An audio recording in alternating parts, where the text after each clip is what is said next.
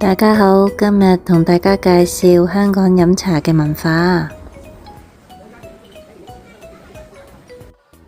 首先根據人數攞飛等嗌位，有位之後就可以開茶，有普洱、烏龍、鐵觀音選擇。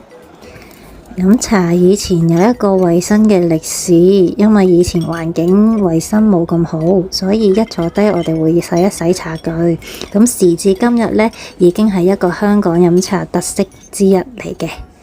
咁另外呢，茶樓裝飾通常都會傳統有一個大嘅水晶燈啦，同埋有一個大魚缸。另外傳統斟茶、扣台、謝意都係特色之一。點心選擇方面都好多㗎，唔同時段有唔同價錢，咁亦都有唔同套餐選擇，可以好多選擇慢慢揀。我最鍾意食就係呢個炸雲吞啦。好，起筷，我唔客氣啦。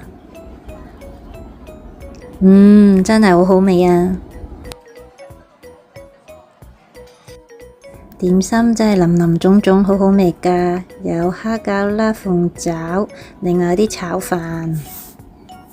我哋邊食點心邊飲茶，都係我哋嘅主要飲茶特色文化之一。呢個韓國人應該好少食，呢個係鵝翼嚟㗎。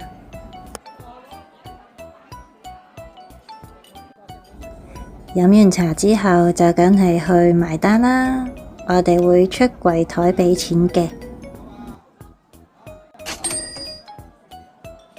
大家嚟到香港一定要試下點心飲茶啊！